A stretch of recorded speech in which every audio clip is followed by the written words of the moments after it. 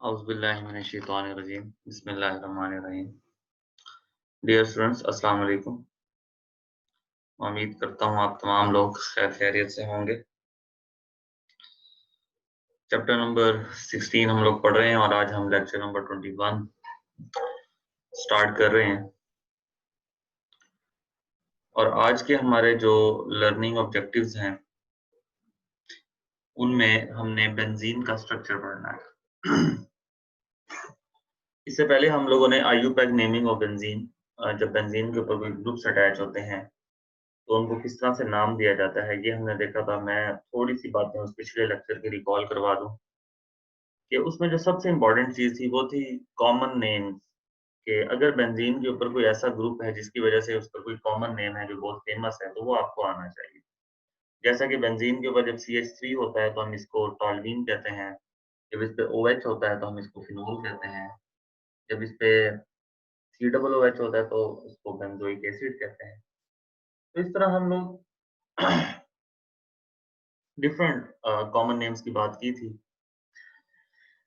Anyways, आज का हमारा जो टॉपिक है ये है स्ट्रक्चर ऑफ बेंजीन। हम बेंजीन को थोड़ा सा इसके स्ट्रक्चर के पॉइंट ऑफ व्यू से डिस्कस करेंगे और इसमें मॉलिक्यूलर ऑर्बिटल ट्रीटमेंट यानी इसमें कौन-कौन से ऑर्बिटल्स होते हैं जो बॉन्डिंग के अंदर इन्वॉल्व होते हैं, ये चीजें हम देखेंगे। सबसे पहले तो अगर हम देखें तो हमें बेंजीन के 3 फेमस स्ट्रक्चर मिलते हैं। एक को हम कहते हैं डिवार स्ट्रक्चर, एक केक्यूल और एक रॉबिन्सन। ये तीनों स्ट्रक्चर आपको बनाने आने चाहिए, शॉर्ट क्वेश्चन में ये पूछे जाते हैं। अब डिवार स्ट्रक्चर देखें तो इसमें ये आपको नजर आ रहे हैं, ये 3 स्ट्रक्चर, ये तीनों डिवार स्ट्रक्चर हैं।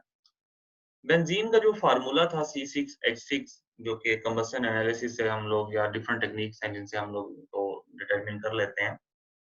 तो ये बात बड़ी ही मतलब बहुत अरसे तक साइंटिस्ट के दरमियान बहस में रही कि इसका जो असल स्ट्रक्चर है वो किस तरह का होगा, क्योंकि ना तो ये एग्जैक्टली अल्केन का था, ना एग्जैक्टली अल्कीन था, ना अल्काइन था। किसी मॉलिक्यूलर फार्मूले को जस्टिफाई नहीं कर रहा था। ये तो कंफर्म था कि इसमें एक से ज्यादा डबल बॉन्ड होंगे या एक से ज्यादा ट्रिपल बॉन्ड होंगे। तो बहुत सारी वक्त गुजरने के बाद, बहुत सारी बहस के बाद इसका जो है हमें एक मतलब एक मुनासिब सा स्ट्रक्चर बाद में सामने आया। एनीवेज, जो इसमें हिस्ट्री में हमें 3 मशहूर स्ट्रक्चर मिलते हैं वो ये 3 हैं, डिवार, केक्यूल एंड रॉबिन्सन। दीवार स्ट्रक्चर में अगर आप देखें तो आपको ये 6 कार्बन नज़र आ रहे हैं। ये कॉर्नर्स हैं, ये कार्बन्स को रिप्रेजेंट करते हैं और हर कॉर्नर पे एक हाइड्रोजन है। हिडन हाइड्रोजन, मैंने आपसे कहा था कि हमने खुद से सोचना होता है कि यहाँ पर कोई हाइड्रोजन है या नहीं है। अगर मैं इस कार्बन की बात करूँ, तो इस कार्बन के आपको 3 बॉन्ड नज़र आ रहे हैं। तो ये हैं और ये दरमियान वाला बॉन्ड है तीसरा। तो इस कार्बन के पास 1 हाइड्रोजन है, यहाँ भी 1 हाइड्रोजन है, तो हर कार्बन के पास 1-1 हाइड्रोजन है। अब होता ये है कि ये जो साइक्लिक कंपाउंड्स होते हैं और जब इसमें पाई बॉन्ड एक दूसरे के साथ कन्जुगेशन में होता है तो हमें पता है कि मूव कर सकते हैं। ये बॉन्ड इधर जब शिफ्ट करता है तो यहाँ डबल बॉन्ड बन जाता है और ये वाला बॉन्ड आगे शिफ्ट कर जाता है। तो आप देख सकते हैं कि ये वाला बॉन्ड इधर हुआ तो यहाँ डबल बॉन्ड बन गया। ये जो एक बॉन्ड था ये इस कार्बन और इस कार्बन के दरमियान बन गया। ये जो डबल बॉन्ड था ये आगे मूव कर जाएगा यहाँ पे अपनी ऑल्टरनेट पोजीशन पे, तो यहाँ पे डबल बॉन्ड आ गया। फिर ये इस तरह मूव करेगा तो ये वाला बॉन्ड आगे चला जाएगा। अब ये बॉन्ड इन 2 कार्बन्स के दरमियान बन जाएगा तो हमें यहाँ पे यूँ नज़र आ रहा है और ये वाला बॉन्ड आगे मूव कर जाएगा तो यहाँ पे हमें डबल बॉन्ड नज़र आ रहा है। तो ये जो मॉलिक्यूल्स अ, इलेक्ट्रॉन्स की अरेंजमेंट से बनते हैं, इलेक्ट्रॉन्स की मूवमेंट से बनते हैं। अब ये इलेक्ट्रॉन जब इधर मूव करते हैं तो ये आगे मूव कर गए और ये आगे मूव कर गए, इससे ये स्ट्रक्चर बना। जो इलेक्ट्रॉन्स की मूवमेंट से जो स्ट्रक्चर बनते हैं उन्हें कहते हैं रेजोनेंस स्ट्रक्चर। ये जो आपको स्ट्रक्चर नज़र आ रहे हैं इन्हें कहते हैं रेजोनेंस स्ट्रक्चर। इसमें हमारा नेक्स्ट टॉपिक यही होगा। और ये जो एरो आपको नज़र आ रहा है, ये वाला डबल हेड एरो दोनों साइडों पे, इसको ये जो एरो होता है ये रेजोनेंस स्ट्रक्चर्स के लिए इस्तेमाल होता है कि एक स्ट्रक्चर जब दूसरे स्ट्रक्चर में चेंज होता है तो इसके दरमियान ये वाला एरो इस्तेमाल होता है। दूसरा है हमारे पास केक्यूल स्ट्रक्चर।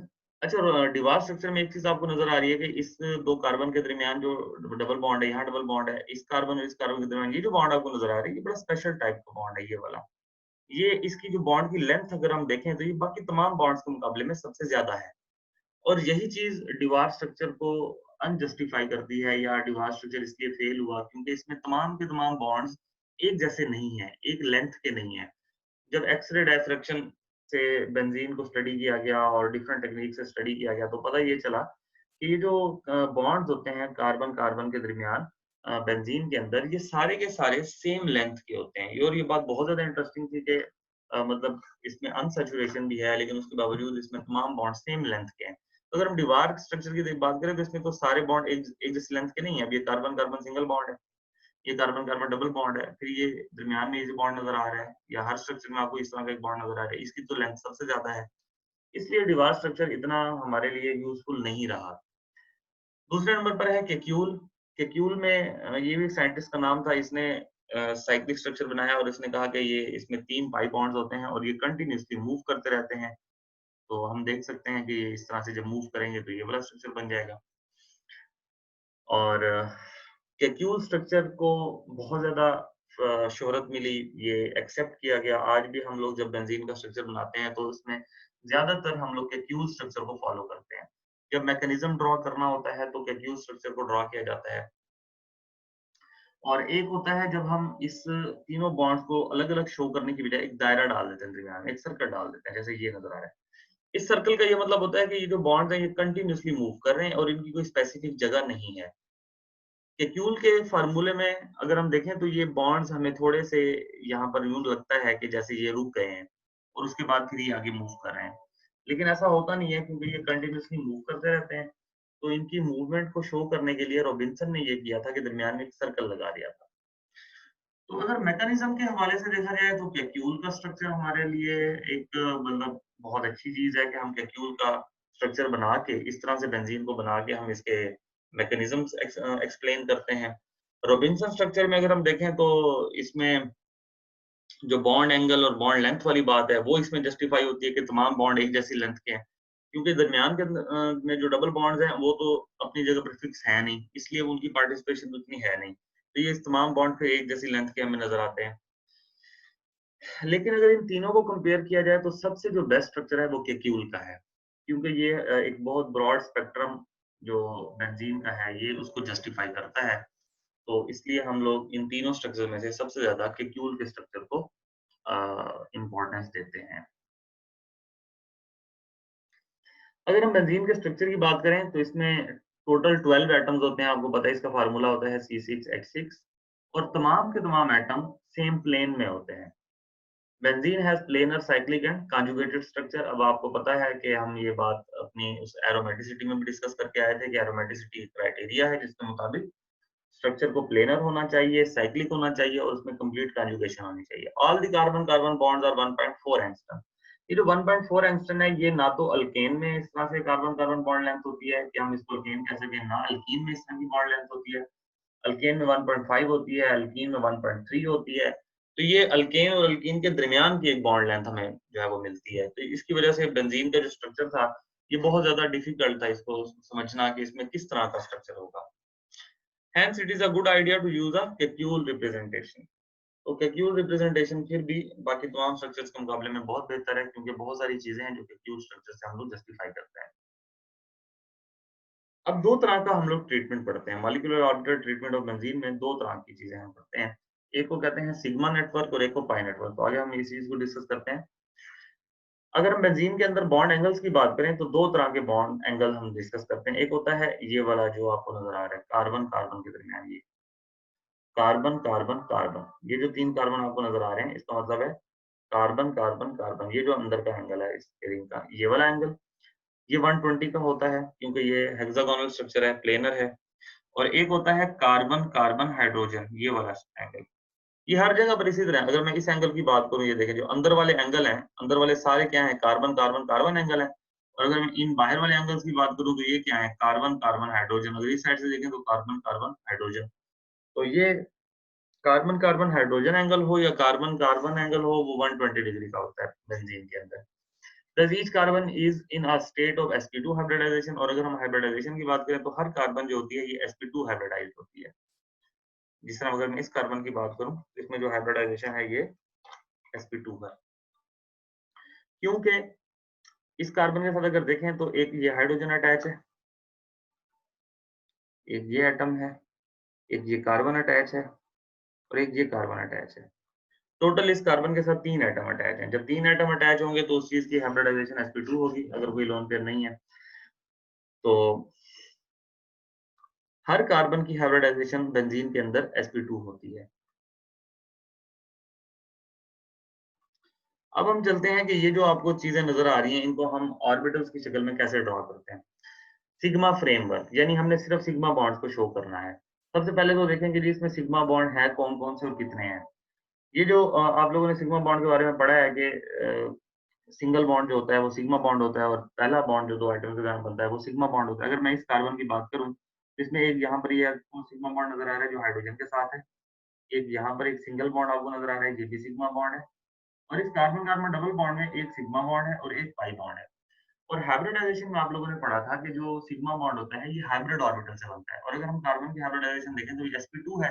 इसका मतलब है ये कार्बन अपना एक sp2 ऑर्बिटल इस हाइड्रोजन के साथ इस्तेमाल करेगा, एक sp2 ऑर्बिटल इसके साथ इस्तेमाल करेगा और एक sp2 ऑर्बिटल इस कार्बन के साथ इस्तेमाल करेगा।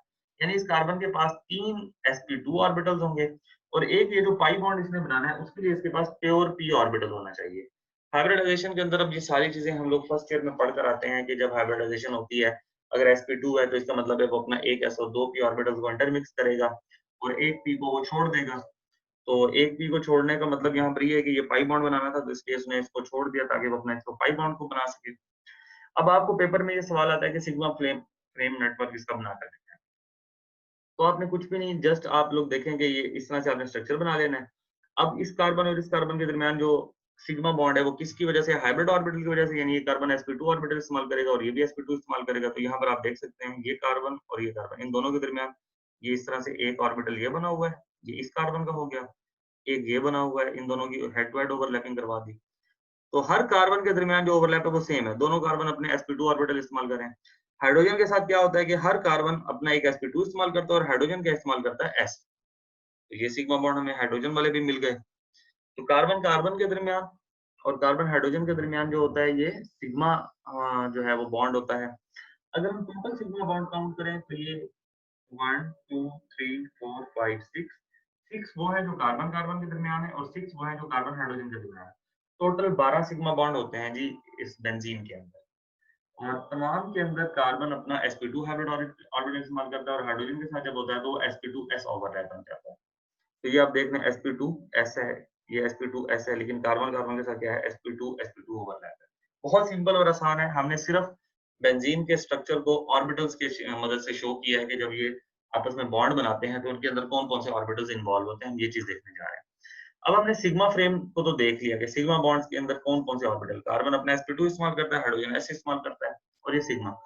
अब ये रह जाते हैं पाई बॉन्ड, ये वाले, ये जो 3 पाई बॉन्ड आपको नज़र आ रहे हैं, इनको हम लोग अगर शो करना चाहते हैं ऑर्बिटल्स की मदद से तो फिर क्या करेंगे? तो आपको ये पता है कि जो पाई बॉन्ड होता है ये प्योर ऑर्बिटल से बनता है, तो ये 6 अगर मैं इस पाई बॉन्ड की बात करता हूँ, यहाँ पे डबल बॉन्ड था। इसका मतलब है इस कार्बन के पास एक p ऑर्बिटल होगा और इस कार्बन के पास भी एक p ऑर्बिटल होगा और दोनों ने आपस में हेड टू साइड ओवरलैप से ये बॉन्ड बनाया है। अब ये जो ऊपर से ब्लैक नज़र आ रही है ये रूट्स, ये इसलिए नज़र आ रही है, इसका मतलब है कि ये सारे के सारे एक ही प्लेन में हैं। इनमें कोई ब्रेक नहीं है कि अगर ये वाला बॉन्ड इधर मूव करता है, तो ये वाले ऑर्बिटल इसको एक्सेप्ट करेंगे और ये वाला जब आगे मूव करेगा तो ये ऑर्बिटल इसको एक्सेप्ट करेंगे। ये इसलिए सारी लूप्स ऊपर से ब्लैक हैं, इसका मतलब ये है कि ये सारे के सारे सेम प्लेन में हैं।